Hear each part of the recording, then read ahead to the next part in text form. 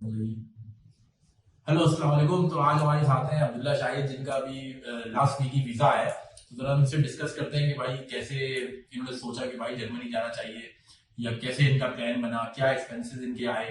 तो वैसे तो पहले तो भाई बहुत बहुत मुबारक हो अब्दुल्ला, तुम्हें तुम्हारा वीजा लग गया। अच्छा, तो अब सबसे पहले ये बताओ कि मतलब तुम्हें किस कैसे आइडिया आया कि तुम्हें जर्मनी जाना है। जर्मनी जाने का आइडिया मुझे आया था जब मैंने इंटर के पेपर नहीं दिए, सेकेंड ईयर के पेपर नहीं दिए थे। तो मैं सोच रहा था, फिगर आउट कर रहा था कि इधर से ही पढ़ना है या फिर आगे मेरे पास क्या क्या ऑप्शन है। तो मैंने काफ़ी सारे ऑप्शन रिसर्च करे, यूएस की यूनिवर्सिटीज़ देखी, यूके की यूनिवर्सिटीज़ देखी, पर उनमें से कोई भी बजट में नहीं आती थी। फिर मैंने जर्मनी के बारे में थोड़ी यूट्यूब वीडियोज़ देखी, और फिर मुझे जो है ना सबसे ज़्यादा अच्छा कॉस्ट इफेक्टिव वो लगा जर्मनी ऑप्शन। लगा। हाँ, लेकिन जर्मनी में जो ब्लॉक अकाउंट है 11,208 यूरो, तो ये भी काफी था।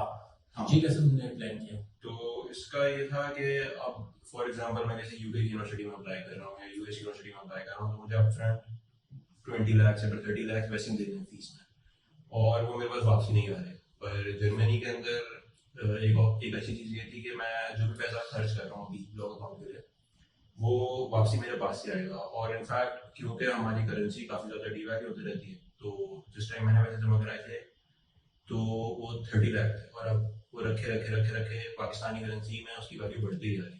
अभी तो मेरे पास ब्लॉक अकाउंट 11,208 यूरो, अगर आज के रेट के हिसाब से देखें तो 37,550,000 रुपीज कुछ बन रहे हैं, अगर आज के रेट के हिसाब से देखें, जो कि अभी और बढ़ने के चांसेस हैं। और जब मैंने खुलवाया था ब्लॉक अकाउंट तब मेरे कुछ 32 लाख लगे थे। तो अगर पाकिस्तानी करेंसी के उसमें देखें तो मेरा 5 लाख का प्रॉफिट ही हो गया रखे रखे ऐसा। क्योंकि वो डीवैल्यू हो गई करेंसी। अच्छा, एक तो इसमें हमें ब्लॉक अकाउंट चाहिए, सबसे बड़ी बात जर्मनी में। फिर एजुकेशन फ्री है, और आपका कहाँ कहाँ एक्सपेंस लगा। ब्लॉक अकाउंट के अलावा जो सबसे मतलब मेन एक्सपेंस था ब्लॉक अकाउंट को हटा के, वो कंसल्टेशन फी हो गई। उसके अलावा मेरे कोई थे कि पेपर्स की फीस हो गई। लैंग्वेज मैंने एज सच सिर्फ मतलब A2 का कोर्स अच्छा, लैंग्वेज फिर उन्होंने आईजीएल से ही पढ़ी है, तो आईजीएल की आपको कैसी लगी, A2 तक आपने पढ़ा। आईजीएल की लैंग्वेज मैं ये कहूँगा बहुत अच्छी है। मैं भी सारा से इन्होंने पढ़ा था आईजीएल में जी। हाँ ठीक है।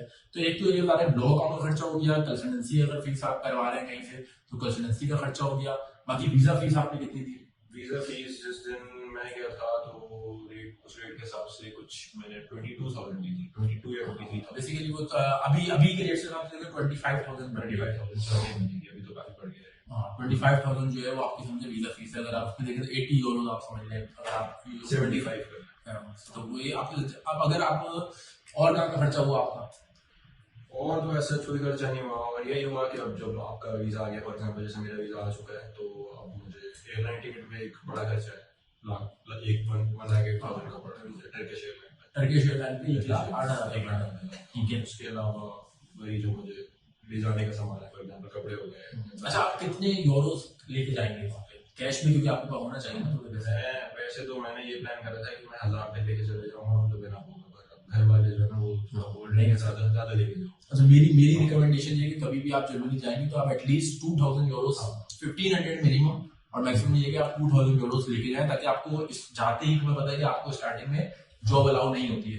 एटलीस्ट 1 महीना लगता है आपका ब्लॉग अकाउंट ओपन करवाने में आपको, फिर आपको वहाँ पे अनमेल्ड कराने में, जो रजिस्ट्रेशन वगैरह करवाने में। तो एटलीस्ट 2,000 यूरोस बंदा लेके जाए तो वो बहुत सेफ साइड होता है। ठीक है, तो ये आपका लेके जाने का खर्चा है 2,000 यूरोस। टिकट आपका हो जाएगा 1,10,000, 1,20,000, डिपेंड करता है क्या रेट चल रहा है। तो वही है, तो बेसिकली खर्चा जो है वो इतना जर्मनी में नहीं हुआ है। जो ब्लॉग अमाउंट है वो भी सेम है, वो आप 934 यूरो मंथली विड्रॉ करके अपने लिए यूज करते रहेंगे। तो एक्सपेंस इतना ज्यादा नहीं हुआ है, तो ये आपकी एक बेसिक वजह थी जर्मनी को ऑप्ट करने की। टोटल अगर सम अप करें तो मेरा कुछ 35 लाख प्लस खर्चा होगा। 35 लाख प्लस खर्चा हुआ बिल्कुल, क्योंकि तुम्हारा ब्लॉग अकाउंट के जो पैसे थे वो हमने कम करवाए थे। अच्छा, अब दूसरी वजह अपनी थोड़ी प्रोफाइल बताओगे। जब तुम हमारे पास आए थे तो तुम क्या प्रोफाइल लेके आए थे, और क्या परसेंटेज थी तुम्हारी। मतलब अगर बच्चा जाना चाहे तो कितनी मिनिमम परसेंटेज उसकी होनी चाहिए कि वो जर्मनी जाए। जैसे कि 50% मैं बता रहा हूँ आपको कि मिनिमम उसकी होनी चाहिए, तो कितनी परसेंटेज आपकी थी। फिर आपको कितना स्मूथली प्रोसेस आपने कर लिया क्या। जब मैं आया था तब मेरी परसेंटेज, मेरी मैट्रिक के अंदर जो परसेंटेज थी वो थी 83.5, और मेरी इंटर के अंदर जो परसेंटेज थी वो थी 84। और उसके अलावा मैंने जर्मन लैंग्वेज A1 क्लियर करा था। A1 जो पेपर था वो मैंने दिया हुआ था। ठीक है। तो उसमें तो जो आपकी परसेंटेज थी वो 84 थी इंटर की, तो इनकी इंटर की परसेंटेज ये कि थोड़ी अच्छी थी।